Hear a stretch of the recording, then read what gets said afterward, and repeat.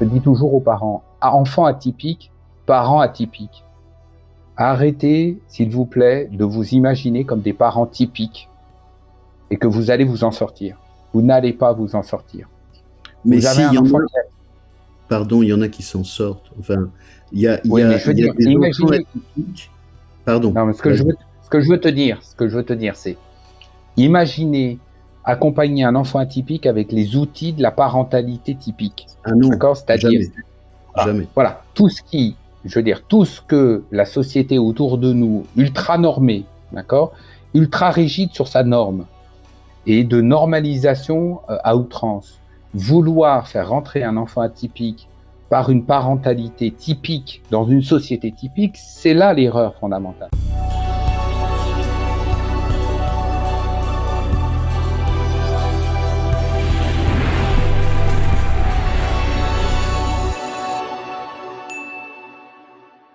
C'est super important, tu parles du rejet, du harcèlement. En urgence, il faut prévenir les parents sans stigmatiser, sans devenir parano, mais il y a une forte prévalence, une grande partie des atypiques ont été harcelés.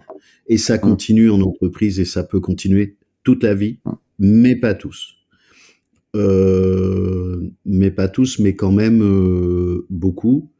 Donc il y en a qui se battent comme moi je peux faire aujourd'hui, mais j'ai aussi eu des harcèlements, mais je préfère sauter à la gorge.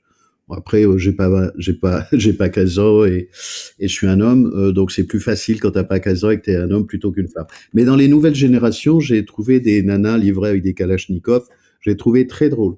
Mais en fait, mon boulot, c'était de leur dire, t'as pas le droit de tuer tout ce qui bouge, mais que t'aies envie, ça je partage. Je parle des générations Z, hein. Les filles sortent les coupe-coupe, hein. Donc là, on parle des sujets, on voit bien que selon les générations, c'est pas du tout le même sujet. Il y a beaucoup de harcèlement, faut vraiment prévenir les parents, parce que en plus, les gamins font en sorte que les parents ne le sachent pas.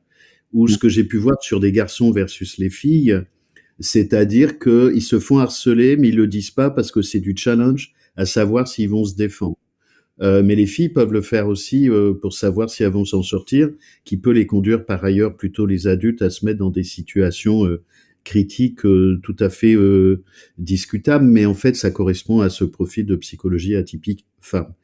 Et je pense faut vraiment alerter les parents là-dessus, qu'ils soient très vigilants sur les micro-signaux par rapport aux enfants.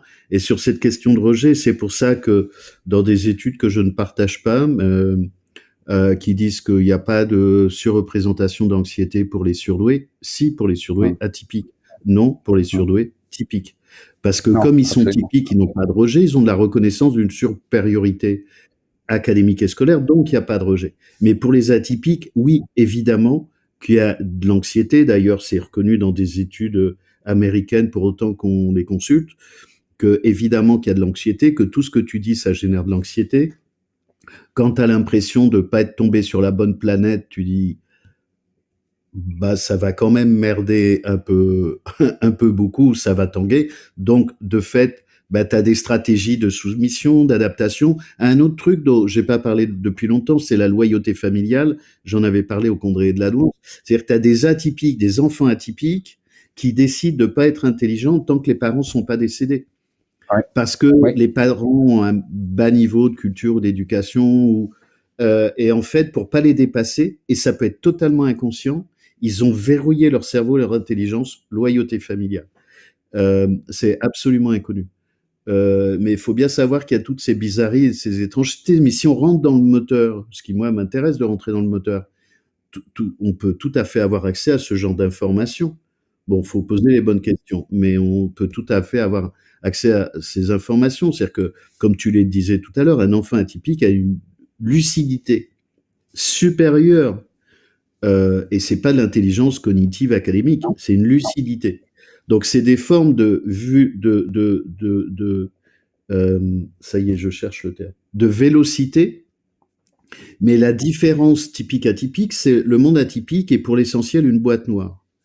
Ça va extrêmement vite. Donc c'est une structure qui va très vite, qu'on peut trouver dans ce bouquin qui s'appelle Système 1, Système 2 de Kahneman.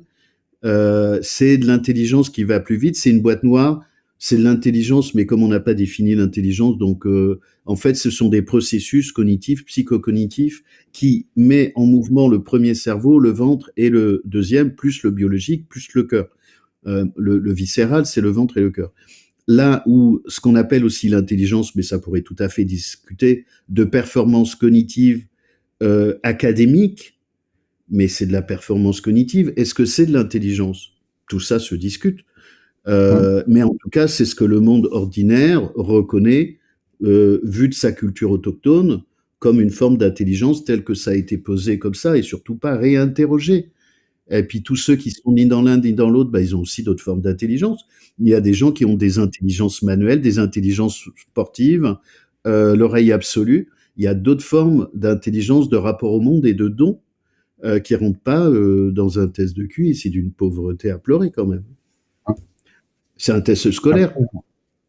Absolument. Et pour revenir sur le harcèlement un peu rapidement, je veux dire, il y a une littérature sur le harcèlement en France qui s'est particulièrement spécialisée et qui commence à être de très très bon niveau. Le harcèlement, c'est un sujet qui traverse l'éducation nationale depuis 20 ans et qui enfin arrive à un niveau que je trouve moi mature en termes de réflexion, à savoir encore, attention, dans les établissements, on n'a pas atteint ce niveau de maturité, hein. Mais la littérature existe, la volonté politique existe, les structures autour du harcèlement scolaire existent. Mais chez les parents, on est encore sur un côté aveugle du harcèlement, à savoir que ça fait tellement mal d'apprendre que son enfant est blessé ou agressé constamment qu'on n'arrive pas à rationaliser correctement le traitement du harcèlement. Et moi, parmi les premiers travaux que j'ai fournis sur mon blog, c'est regarder le harcèlement avec les bonnes lunettes quand on est un parent. Quand on est un parent d'un enfant harcelé, qu'il soit atypique ou pas, encore plus fortement atypique parce que tu le rappelles, la quantité d'enfants atypiques harcelés est très importante, avec un risque très important. Et aussi, l'autre côté, c'est qu'est-ce que je fais si c'est mon enfant qui harcèle? Et ça aussi, on a tendance à l'oublier. Et en tant que parent, il y a une posture nécessaire et tout à fait accessible, hein, qui est pas très difficile, pas très coûteuse psychologiquement ou émotionnellement, de pouvoir traiter le harcèlement scolaire envers un enfant atypique ou de la part d'un enfant atypique. Et il y a de la littérature. Bon, sur mon blog, moi, je vous propose d'aller le regarder si vous êtes concerné, parce que les travaux sont pas compliqués pour des parents pour traiter ça. Et il faut s'informer aussi sur le harcèlement, c'est-à-dire on est sorti quand même de la fin du XXe siècle où le harcèlement était ou à la fois vu comme juste du chahut entre jeunes, non, ça fait des dégâts psychologiques, ou le harcèlement au début du XXIe siècle était c'est une agression inacceptable, non, il y a un entre-deux entre ces deux postures-là parentales, parce que les deux font des dégâts et ne traitent pas correctement le harcèlement. Et si nos enfants atypiques, HPI, sont victimes très régulièrement du harcèlement, en tant que parents, nous avons une responsabilité de nous éduquer, de nous informer, de lire une littérature qui est mature sur ça et de réfléchir en fait à ce qu'on doit faire, parce que en ayant une approche sur le harcèlement qui est une approche mature, parentale, raisonnée, rationnelle, constructive, nous éduquons aussi notre enfant à réagir en tant qu'adulte aux futures expressions du harcèlement qu'il va rencontrer, évidemment dans le monde du travail, évidemment au sein des structures sociales auxquelles il va participer. Et comme tu le disais, le harcèlement ne s'arrête pas quand on sort de l'école, loin de là. Et même à nos âges, à toi et moi, on vit encore des situations de harcèlement. Et heureusement, on a réussi à les surmonter. On a construit probablement des mécanismes. Toi, c'est un mécanisme à la machette, et moi, c'est un mécanisme plutôt distancié. Mais en tant que parent, en faisant le travail du traitement du harcèlement sous le regard de son enfant extrêmement lucide et qui va vous attendre au tournant, parce que quand on est un enfant HPI harcelé, on attend les adultes au tournant et on est encore plus scanné dans ces moments essentiels, dans ces moments cruciaux de réaction aux méfaits d'une civilisation quand on est parent par son enfant HPI. Donc, il y a un enjeu extrêmement fort sur le harcèlement d'avoir la bonne réponse, ou au moins d'avoir une réponse authentique et construite, éduquer, une question éclairée sur le harcèlement, parce que l'enfant va apprendre grâce à vous ce qu'est le harcèlement et comment il peut s'en prémunir de façon autonome. Donc cette question du harcèlement, elle est aussi extrêmement centrale, en même temps que le rejet, puisque le harcèlement, c'est une question de rejet. Et Donc Franck, il faut... les ressources, donc pour les gens qui nous écoutent, les ressources, les gens vont sur ton blog, c'est ça? Alors sur mon blog, parmi les premiers articles, sur mon blog, sur le site que tu mettras en référence, il y a des articles qui sont très anciens que j'ai écrits très très tôt au début de mon travail sur le harcèlement, mais vous pourrez les trouver en tapant une recherche, hein, le harcèlement scolaire pour les enfants HPI, ou que faire si mon enfant HPI est harceleur. Et là, vous allez pouvoir rentrer un peu dans cette mécanique. Ah, très bien. Et il y a aussi, enfin, alors attention, hein, parce que quand on fait une recherche sur le harcèlement scolaire, il y a à boire et à manger, évidemment, mais se tourner vers un site comme EduScol, par exemple, qui est le site de ressources de l'éducation nationale sur le harcèlement, il y a une réflexion qui est maintenant extrêmement avancée et très mature, avec toute l'école de Palo Alto aussi, hein, qui a complètement rejailli sur le harcèlement et qui est très intéressant. Donc là, il y a beaucoup de ressources, mais il faut s'éduquer. Il y a un enjeu très fort parce que au fond de tout ça, c'est l'histoire du rejet qui est en cause et qu'il faut éduquer nos enfants à gérer le rejet. Enfin, moi, c'est beaucoup ce que j'ai fait. J'ai parlé d'orientation solution tout à l'heure. Ça fait 20 ans que je forme des professionnels en France et à l'étranger sur Palo Alto. Ce sont des techniques issues des thérapie brève systémique, thérapie systémique organique. Et j'ai fait un programme. Alors, je parle pour moi, là, depuis cet été, c'est 1 an de travail, un peu plus de 850 slides. Et j'ai fait un programme tout public pour les parents, pour les enfants, justement pour apprendre à... C'est une forme de communication non violente, mais c'est pas la CNV de Marshall Rosenberg, qui par ailleurs est vraiment très intéressante pour des parents et pour des familles et pour les gens pour mieux communiquer. La CNV est un bon outil. Là, j'ai fait un programme tout public pour les parents, les enfants ou les gens ou les couples qui veulent mieux fonctionner entre eux. C'est apprendre à poser des questions respectueuses et en ayant une posture. Ça parle beaucoup de la posture qui est une posture collaborative, hein, orientation solution, et Palo Alto est dans le champ des thérapies collaboratives.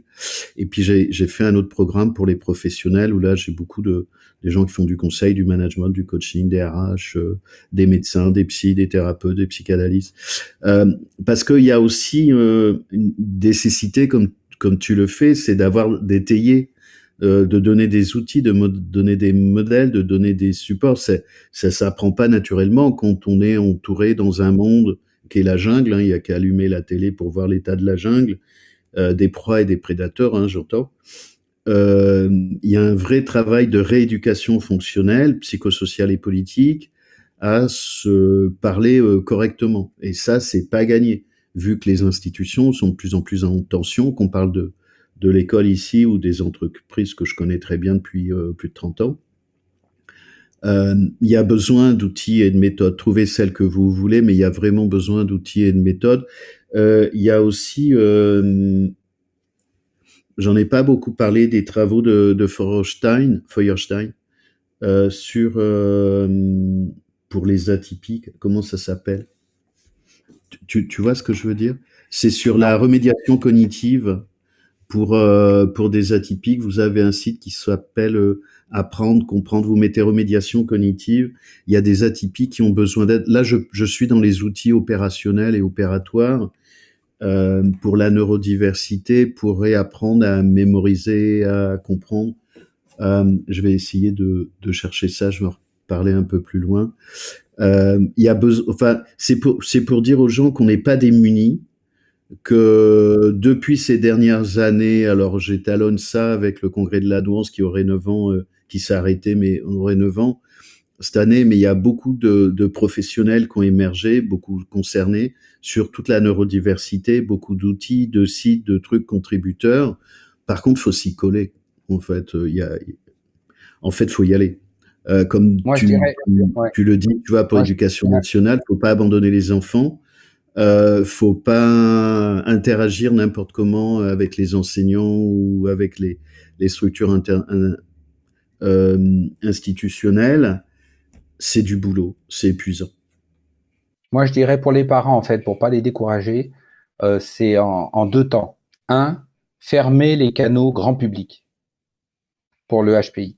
Fermer complètement tout ce qui est la télé, tout ce qui est tous les médias de grande écoute, toutes les radios qui vous parleraient du HPI, tous les magazines qui sortent des articles comme des marronniers constamment sur les atypiques, les HPI, tout ce qu'on peut lire parfois de grande écoute en fait. C'est dommage à dire, mais couper ces canaux-là parce que c'est pas des canaux qui sont spécialisés, je veux dire, c'est de la grande écoute en fait. C'est fait pour être lu. Coupez déjà ces premiers canaux-là. Et puis, deuxième chose, informez-vous. Il y a, comme tu dis, Fabrice, il y a des professionnels qui, depuis 15, 20 ans, 25 ans, font le job contre vent et marée, parce que je peux vous dire qu'il y a 15, 20 ans, si vous ne saviez pas, c'était quand même assez rock'n'roll d'avoir le courage de parler de tout ça.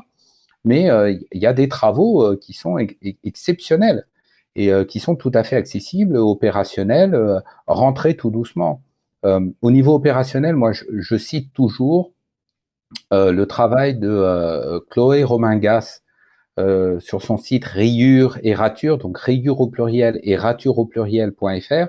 C'est une jeune illustratrice qui a découvert son HPI en étant jeune adulte et qui a décidé de l'illustrer, de le documenter sur un site. Elle en a tiré deux livres tout à fait intéressants aussi. Mais si vous voulez une première porte d'entrée en tant que parent sur le HPI, avec quelques signaux forts qui ouvrent la réflexion, son site est tout à fait intéressant. Fabrice, je pense qu'on le mettra en ressources aussi.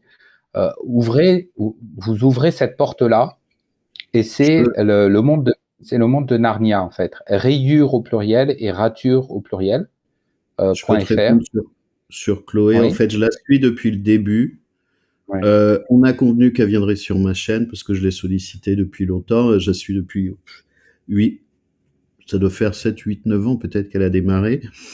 C'est un site magnifique pour les gens qui sont concernés ou pas concernés, qui veulent appréhender de manière extrêmement ludique, extrêmement fine, extrêmement délicate, parce que Chloé est comme ça. C'est extrêmement intelligent pour comprendre le monde intérieur des atypiques avec une finesse, une délicatesse, une intelligence, et elle a la capacité à absorber des modèles et des formes de complexité, de les restituer à partir des dessins remarquables. Donc Chloé, je l'avais ressollicité en fin d'année, mais en fait, elle a une maladie rare. Elle a fait un deuxième site sur les maladies rares. Elle vit un enfer, comme d'autres atypiques. Compliqué pour elle, compliqué pour son enfant. Elle va venir cette année, quand il va y avoir une fenêtre où elle peut tenir la charge d'un entretien comme on le fait. Donc il y a des prérequis qui sont nécessaires, et je lui dis qu'il fallait absolument, moi je tiens à ce qu'elle ait le maximum de ressources pour revenir sur la chaîne. C'est une fille magnifique qui fait un travail remarquable. Donc vous pouvez aller voir les 2 bouquins de son blog aussi, qui sont très bien faits, avec des témoignages où je sais plus où, elle m'avait sollicité quelque part, mais je sais plus où. Mais à la Mais limite, peu importe. c'est un outil très intéressant pour les parents aussi, parce que alors je conseille toujours aux parents d'y aller déjà pour commencer à s'informer, mais souvent c'est un outil conjoint, c'est-à-dire qu'on va regarder le site ensemble avec son enfant et on Oui, va musarder parce que en fait on va grignoter sur son site ou même dans son livre, on peut grignoter par-ci par-là. Et ce qui se passe souvent entre parents et enfants, c'est que ah regarde, ça te ressemble, tiens, j'ai l'impression que ça parle de toi, et hop on en rigole, ou même si l'enfant dit ah ben non pas du tout, et le parent dit ah ben non t'as raison, c'est plutôt moi ça. Et donc vous voyez, c'est un support de dialogue qui est extrêmement subtil, extrêmement doux comme tu dis Fabrice, et qui ouvre le dialogue de façon euh, très soft, très très soft. Et donc pour les parents qui cherchent après avoir coupé les canaux des grands médias, commencer à rentrer dans le HPI par une porte tout à fait douce, ce site est toujours une merveille, quoi. Il est magnifique. Moi, j'ai la même posture pour les interviews de ma chaîne, c'est d'en faire un objet transitionnel et de dire, allez écouter, il y a plusieurs jeunes qui sont venus depuis, comme Esther et Lily Rose, qui sont en multi-chaos, qui font ça avec dignité et beauté, c'est de dire, allez-y, et ça a beaucoup débugué des enfants, de dire aux parents, allez écouter ça, mais avec les parents, ou ce qu'on fait là. Pour moi, ma chaîne, qui a un gros investissement de temps et d'énergie, et j'ai attendu d'avoir Gaëtan pour faire ça, sinon je l'aurais... Bah, d'abord, j'ai attendu 2 ans d'avoir quelqu'un de confiance et concerné pour le faire. C'est un outil pédagogique, comme a fait Chloé, et c'est une manière d'aller débugger, de remettre du lien et de remettre de la communication pour les familles, pour les parents et pour les enfants. C'est vraiment un outil de médiation et un outil de communication, un objet transitionnel.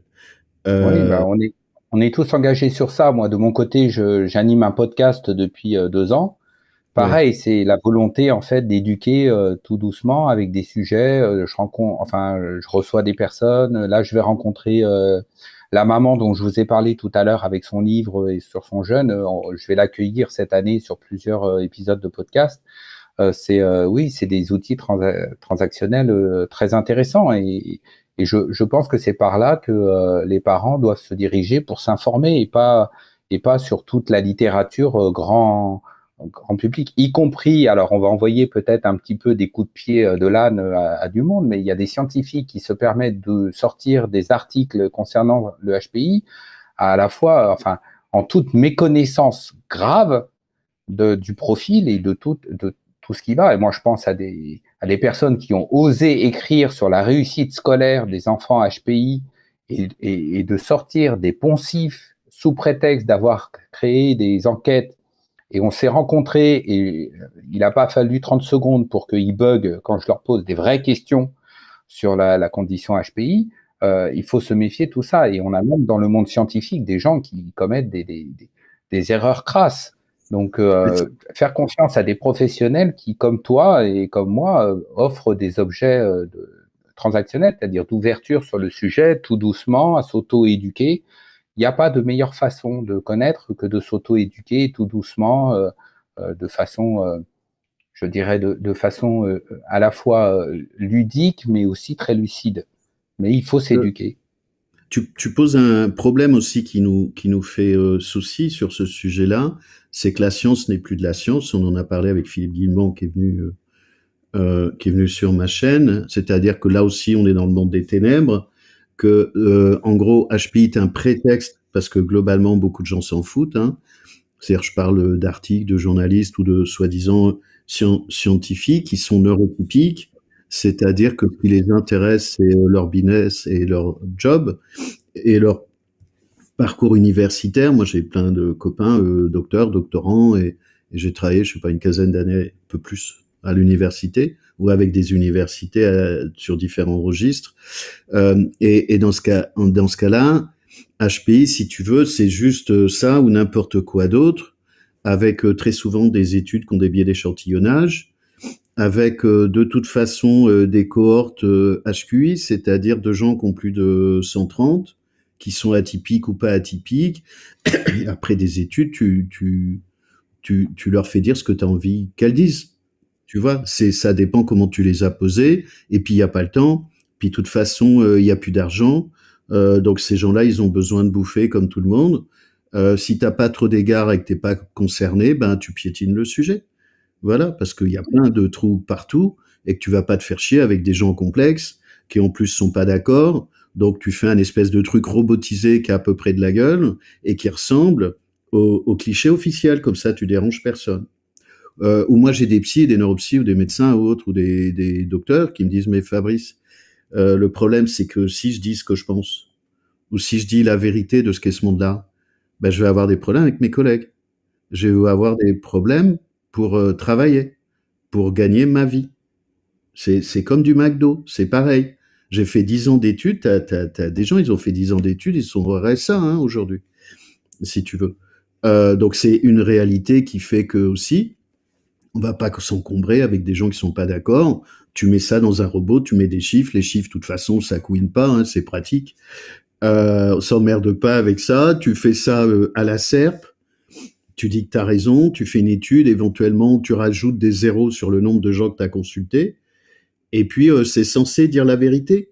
Tu sais, Jean-Pierre Goff, sur la bouffe, il disait quand tu congèles de la merde, tu décongèles de la merde. Ben, pour les études, c'est pareil. C'est pas en rajoutant du monde que ça te sort la vérité. Bon, j'y vais un peu à l'arrache et je dis que 3% de ce que je pense. Sauf que on est exposé à ça, c'est-à-dire que tu as des gens qui connaissent pas le sujet qui vont te dire mais que dit la science? Mais la science, elle dit rien. La science Exactement. ne dit rien. Tu as aucune étude sur les HPI atypiques dans le monde. Évidemment, des gens comme Marianne ou d'autres qui ont un spectre beaucoup plus large sur la psychologie de développement et te ramènent des matériaux utiles. Les matériaux utiles, ils sont dans le monde anglo-saxon, pas dans le monde francophone. T'as pas grand monde. Bon, il y a, comment il s'appelle, Gagné ou Grégoire. Là, on parle du Québec et Gagné là à la retraite, ou Grégoire ou Renzulli aux États-Unis qui ont des modèles intéressants. Mais à l'arrivée, en fait, ces gens-là ne s'intéressent pas à nous. Parce qu'ils sont dans un parcours universitaire, d'image, voilà. Et puis, ils auraient pu s'occuper des fourmis ou des vaches folles, c'était pareil. Donc, c'est juste un prétexte. Donc, la science ne dit rien. Et ce qu'elle dit, en général, est faux. Oui. Donc, par rapport aux propos qu'on a là, tu as des gens qui sont démunis, qui sont dans la croyance que la science, qui est une religion, hein, en fait, depuis ces dernières années, à part des vrais scientifiques qui font le vrai job, mais je te promets qu'ils sont en grande difficulté. J'espère en avoir, mais je vais pas dire qui, parce que je suis en cours de négociation, sur des scientifiques, mais des scientifiques courageux, ils sont allumés. Hein. Donc, ils jouent leur vie. Si tu veux pas jouer ta vie, bah, tu racontes la soupe officielle. Voilà, pour être gentil. C'est ça. Mais on va en sortir un petit peu de ça. C'est-à-dire que on a vécu quand même ces dernières années avec, comme tu dis, des scientifiques français, des pseudo-chercheurs scientifiques français qui sortaient des analyses et des études très biaisées en nous faisant croire que c'était la réalité, en disant évidemment le contraire de ce qu'on pouvait dire par ailleurs. Bon, mais c'est le jeu, hein, argumentaire contre argumentaire, mais qui était extrêmement agressif. Et moi, j'ai toujours considéré que si tu as besoin d'être agressif pour argumenter, c'est que tu n'es pas sûr de ton argument. Donc, l'agressivité. Tu es sûr que tu racontes des conneries. Oui, aussi. Si tu es malhonnête, en plus, voilà, tu as besoin de l'agressivité pour avoir l'air honnête.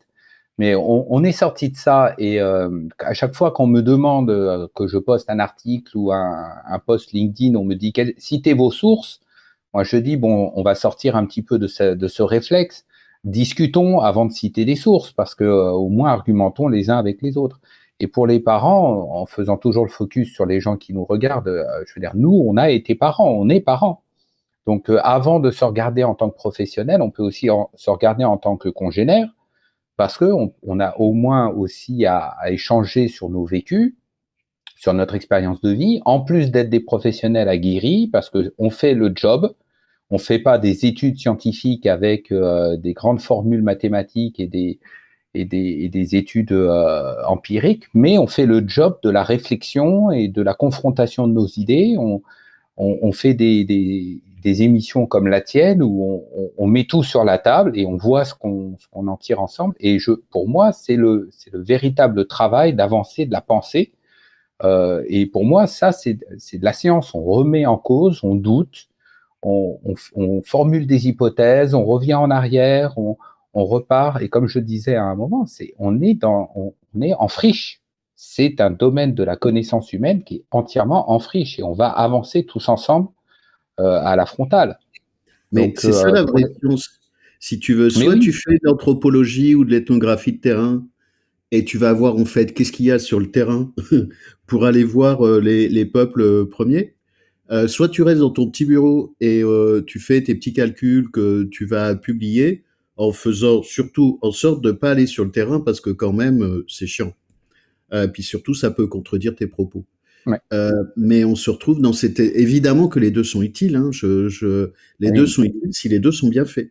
Évidemment que la modélisation est intéressante, évidemment que la compilation et la recherche est intéressante, mais à condition qu'on parle des vraies choses, mais on parle pas des mêmes choses.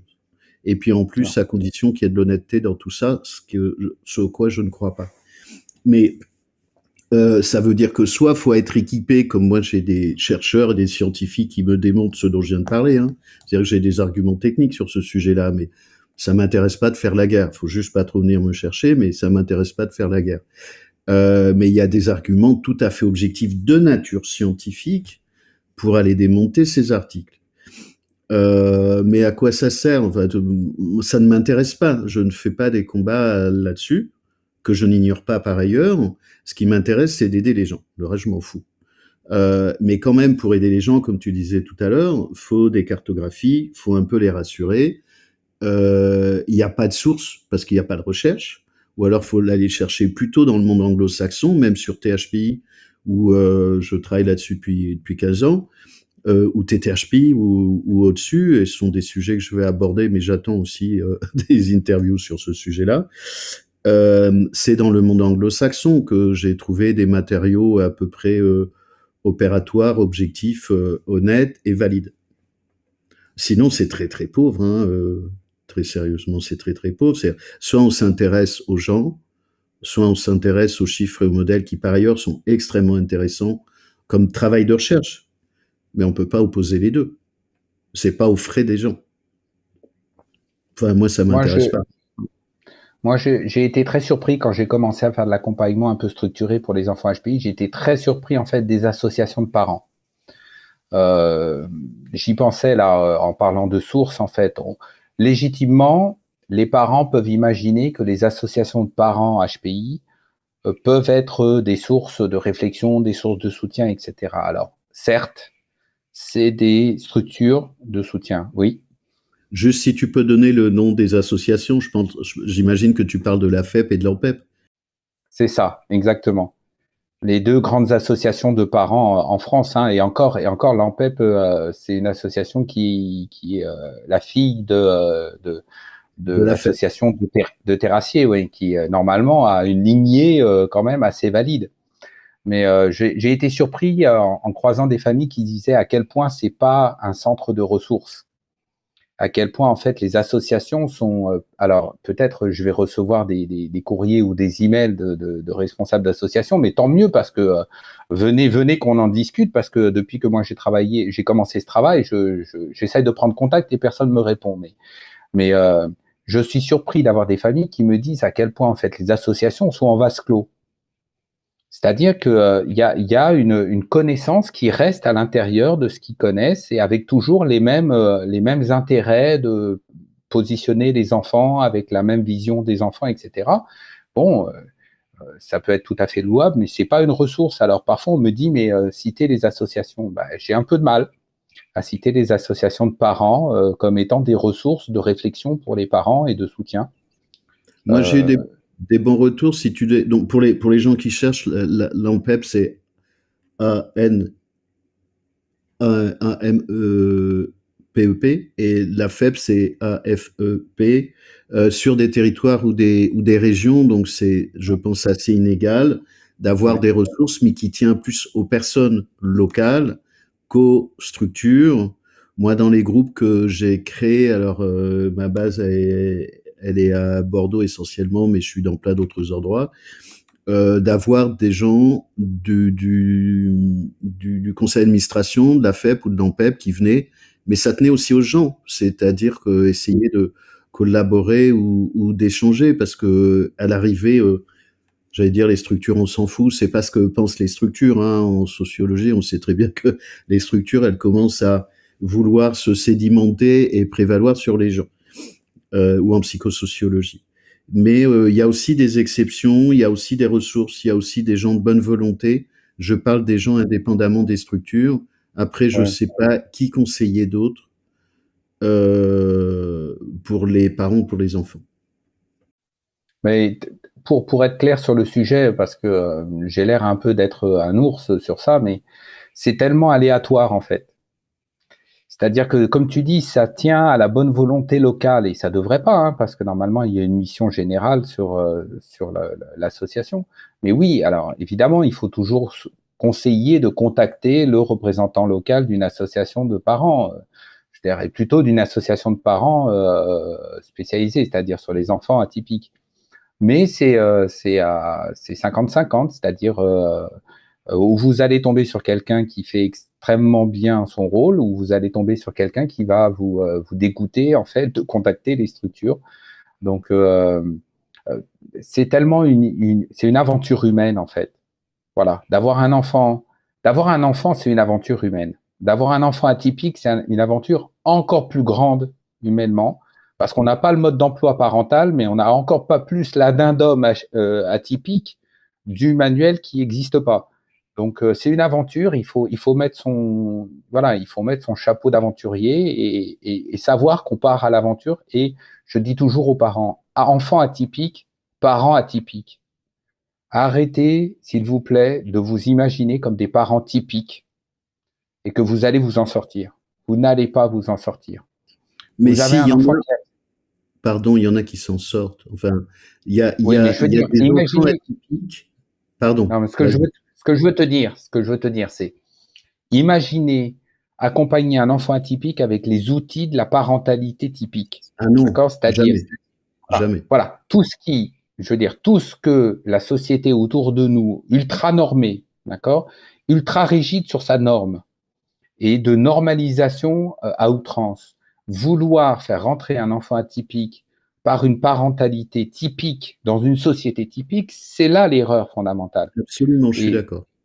et pour moi, le parent, il doit se penser atypique, c'est-à-dire il doit faire voler en éclats toutes les conceptions typiques de la parentalité qui lui ont été Je suis d'accord. lui-même enseignées et donc dont il a hérité. Et donc, il faut se sortir de ce schéma de pensée de la typicité parentale. Enfant atypique, parentalité atypique. Sortez des schémas, inventez ce que vous voulez, mais ne reproduisez pas ce que vous pensez être ce que la société veut de votre enfant. Et en plus de ça, enfant atypique, parent atypique, scolarité atypique. Parce que vouloir aussi que son enfant fasse une scolarité typique dans un système ultra normé qui est absolument pas construit pour lui et qui va le détruire, c'est aussi une erreur fondamentale parce qu'on peut, comme je disais, hacker le système. C'est tout à fait possible d'hacker le système. Il est possible de mettre le pied dans la porte dans les discussions, d'avoir des équipes éducatives, parce qu'on en a parlé, de faire rédiger des documents qui sont des outils éducatifs de dialogue, mais aussi parce qu'on peut faire sauter des classes à des enfants atypiques. C'est tout à fait possible. L'éducation nationale est en train de structurer correctement ça et que les professionnels sont en train d'envisager correctement de faire sauter des classes. Donc, on peut hacker le système. On peut le faire dérailler par rapport à la norme scolaire qu'on veut imposer à tous les enfants. Mais pour ça, il faut être d'abord un parent atypique. J'ai deux questions sur deux personnes complémentaires qu'on n'a pas abordées dans l'institution. C'est le correspondant EIP, enfant intellectuellement précoce, parce que théoriquement les établissements ont ça. Qu'est-ce qu'on peut faire de ces correspondants, parce que j'ai tout entendu, et des psys scolaires. Alors, bon, vaste débat, là, on risque encore de fâcher du monde. C'est pas... Au niveau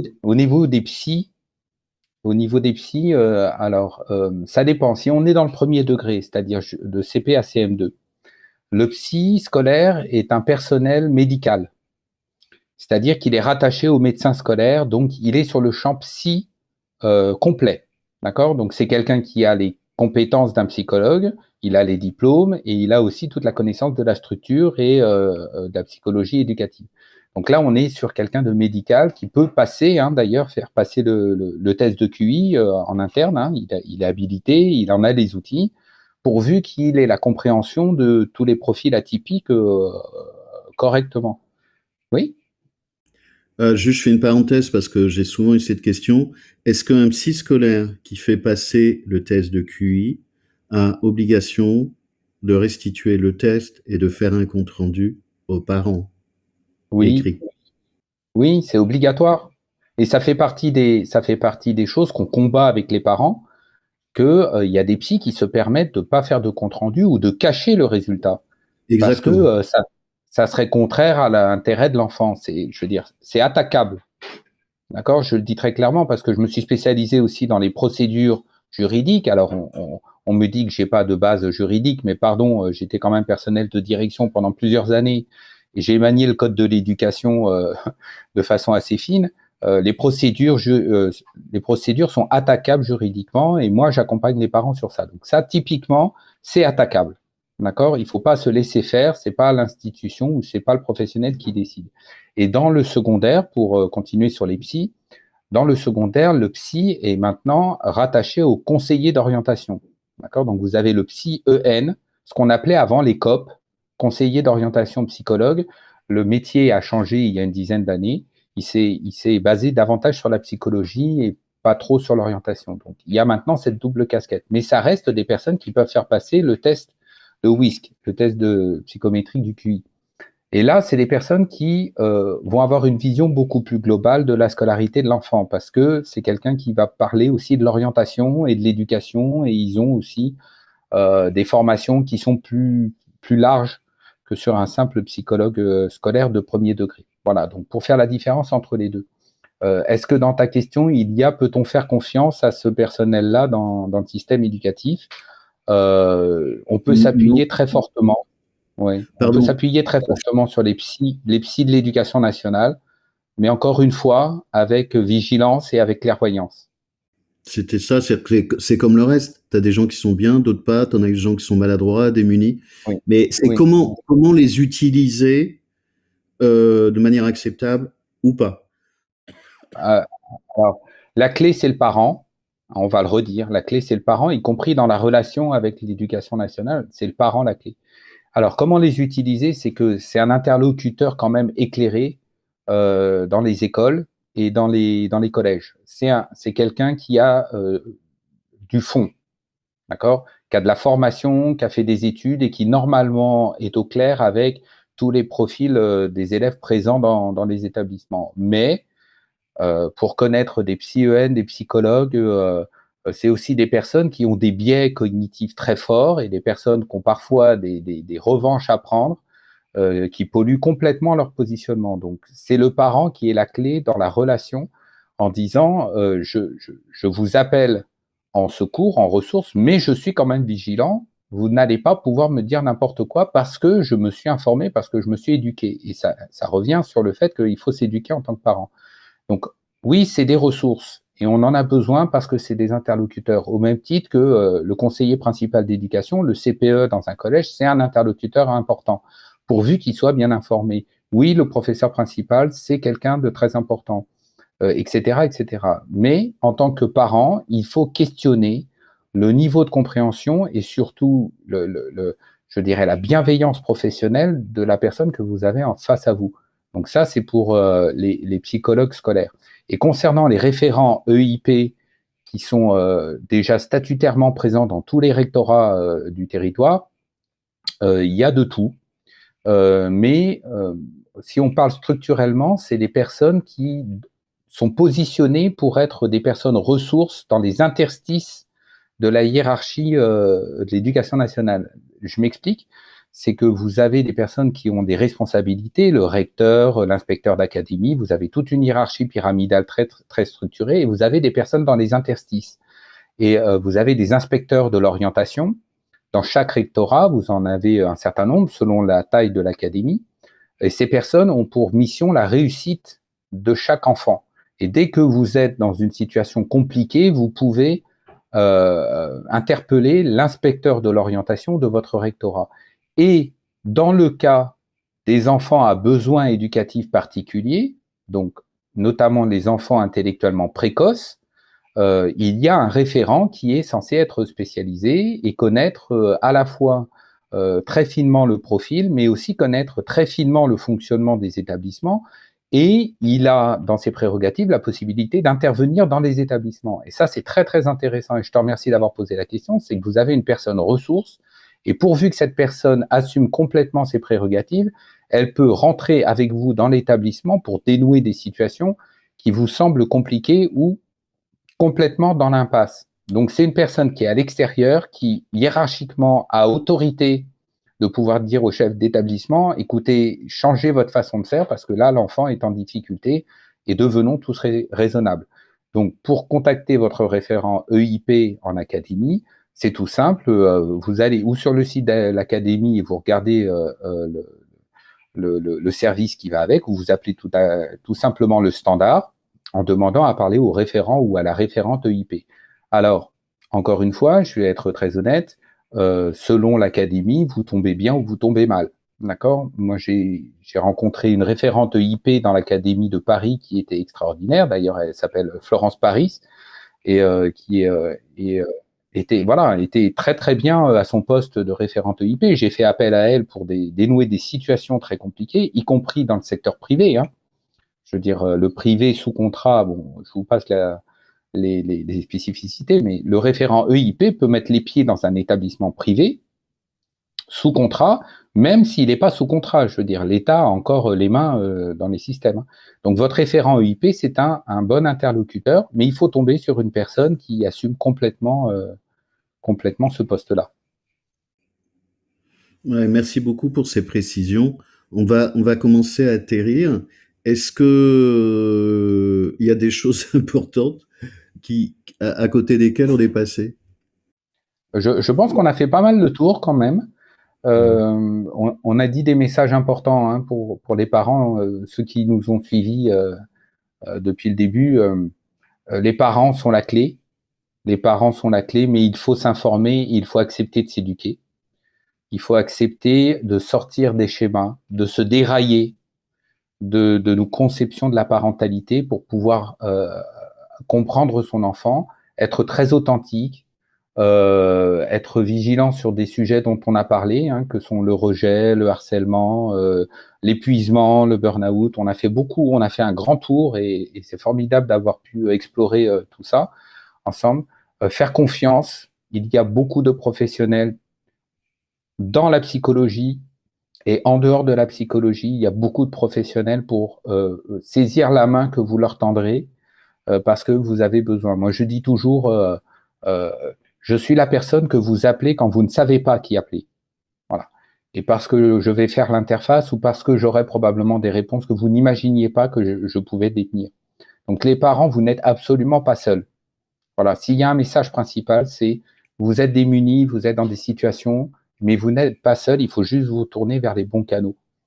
Voilà. Et je vois pas ce qu'on aurait pu laisser de côté. Évidemment, il y avait des débats très vastes hein, sur l'éducation nationale, sur le harcèlement, sur la place de la psychiatrie dans le HPI chez les jeunes, mais c'était pas très opérationnel. Donc, je pense qu'on a fourni pas mal d'outils.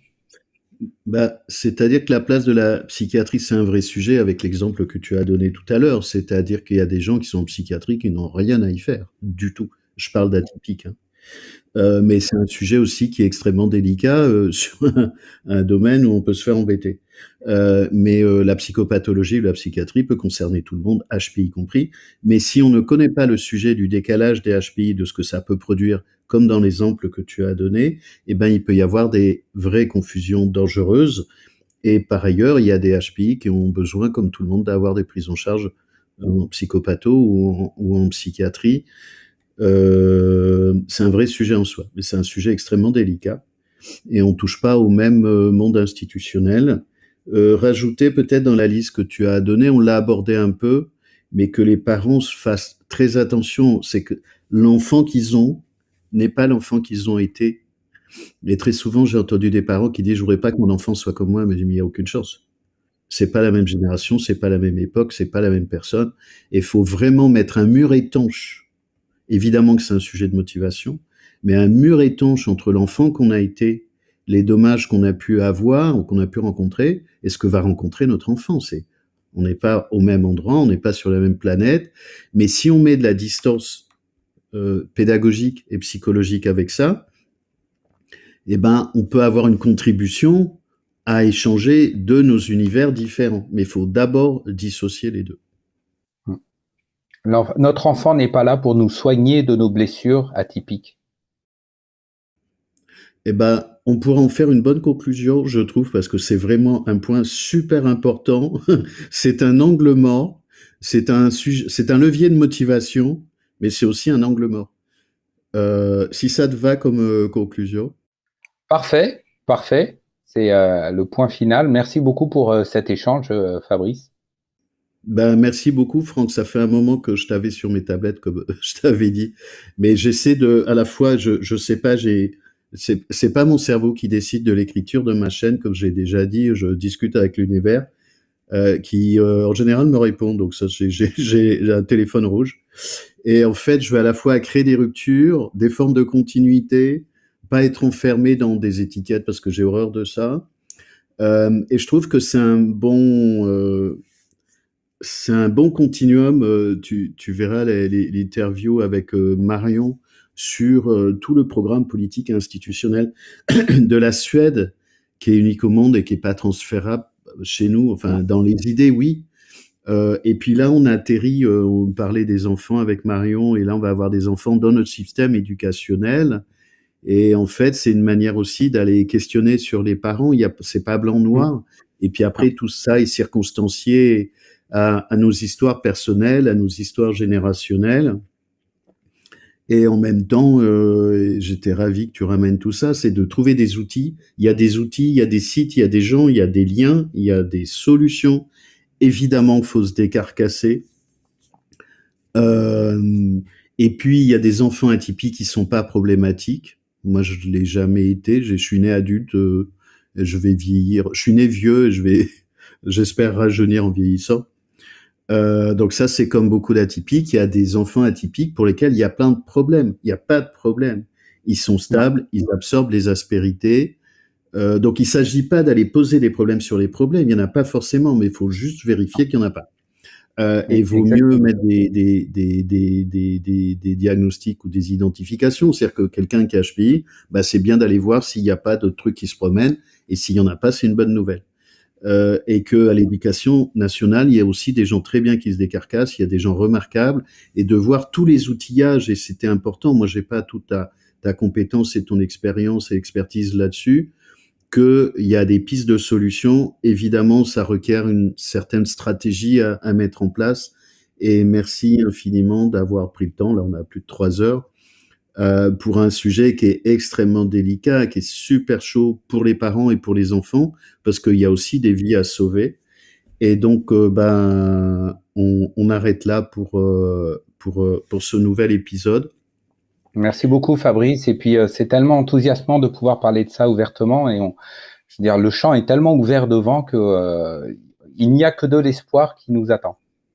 Absolument. Et il faut vraiment porter beaucoup d'attention sur les enfants. Merci, Franck, d'être venu. À bientôt. Oui, à très bientôt. Hein, on va continuer à se parler. Donc, vous voyez, c'est un joli prolongement du travail avec Marion. Là, on a fait de l'immersion dans la vie compliquée des enfants atypiques, et elle n'est pas forcément compliquée. Et quand je parle d'atypique, c'est versus typique. Ça ne veut pas dire qu'il n'y a pas des enfants typiques qui n'ont pas des problèmes. Bien sûr, ils ont des problèmes. Les éléments de résolution ne sont pas forcément toujours les mêmes. En tout cas, les outils sont les mêmes. Les process sont les mêmes. Et puis il y a des enfants qui sont ni HQI ni HPI qui ont aussi des soucis. Les process sont les mêmes, les outils sont les mêmes. Ils ont tout autant besoin d'égard et d'accompagnement. Et indépendamment de HPI, il y a toute la neurodiversité avec les TSA qui ont besoin d'aide. TSA ou TDAH ou 10, on trouble de déficit d'attention avec ou sans hyperactivité. Et puis ce qu'on a abordé aussi avec Franck, c'est toute la multi ou la double exceptionnalité. Donc, il rajoute de la complexité, et là, ça requiert d'avoir des gens encore plus pointus. C'est quand il y a tout en même temps. Je vous renvoie vers l'interview avec Marianne Bélanger, donc à un site qui s'appelle le CIDDT à Montréal, dans la banlieue de Montréal, une clinique donc dans la banlieue de Montréal que Franck et Christine vont voir régulièrement, sur toute la problématique, la multi-exceptionnalité. 1 plus 1, ça fait pas 2, hein, ça fait 3, 4, 5, de tous ces bazars-là. Et est-ce que c'est compliqué? Oui. Est-ce que c'est inaccessible? Non. Donc c'est d'aller s'atteler parce que les enfants méritent ça. Et puis une fois de plus, protéger les enfants. Protéger les enfants. Que pas que par rapport à ce qu'on a vu là, par rapport à ce qui se passe dans notre société et ce qu'on est en train de faire des enfants, qui est une catastrophe. Il faut absolument protéger les enfants, atypiques ou pas, et protéger les filles aussi qui sont très attaquées. Mais ça n'exclut pas les garçons. Donc voilà pour cet épisode. Pour les nouveautés, j'ai pas mal de personnes en attente sur des interviews atypiques, mais je préfère plus en parler parce que il y en a qui m'ont lâché. Qu'on va continuer sur d'autres champs. J'ai parlé d'orientation solution qui est nouveau, ça fait 1 an que je travaille là-dessus, qui sont des outils communicationnels bienveillants et collaboratifs, 1 pour les gens ou 2 pour les professionnels. J'ai dû former près de 4000 personnes en France et à l'étranger depuis 20 ans, en France, en Europe et en Afrique. C'est pas facile de se parler, c'est pas facile de se parler de manière respectueuse. Il y a des outils vraiment issus des champs des thérapies. Si vous faites Solution Focused, pour ceux qui maîtrisent soit le traducteur Google, soit l'anglais, vous allez trouver plein de choses dans ce monde-là. Moi, j'ai été formé en 2002 et depuis, j'ai produit des formations, des enseignements. On est dans un monde complexe. On est dans un monde qui fait peur, donc ça sert à rien d'avoir peur. C'est l'interview, j'ai mis l'intégrale du docteur Louis Fouché là pendant les fêtes de Noël. Ça sert à rien d'avoir peur, mais c'est normal qu'on ait peur. Et y compris par rapport à ça, il faut protéger les enfants. J'aime pas les il faut, mais c'est un peu challenging. Merci de nous suivre sur cette chaîne. Si ça vous intéresse, abonnez-vous, invitez des gens, ça sera une bonne nouvelle. Ah oui, merci Gaëtan qui pense à moi. Il y a aussi le livre qu'on a écrit avec Élodie Crépel. C'est un bouquin pratique, 50 des clés pour changer sa vie. On l'a voulu pratique et pas cher, donc on ne l'a pas fait pour l'argent. Il est à 14,90, c'est un prix qui n'existe plus parce que le papier a doublé. Mais pour aider les gens sur des clés atypiques pour les adultes, pour les enfants, pour les parents, avec des pistes de solutions et de l'orientation solution, parce qu'on a mis ça aussi dans le livre. Donc voilà, vous pouvez nous retrouver. On va voir avec Franck pour que vous ayez des ressources. Vous regarderez dans les commentaires de la chaîne pour que vous puissiez avoir des documents complémentaires. Je vous remettrai le site de Chloé qui va venir dans l'année. On a prévu ça avec Chloé. Et puis j'espère que je vais vous trouver d'autres personnes passionnantes comme Franck. Et surtout, prenez soin de vous parce que ça va tanguer. À bientôt.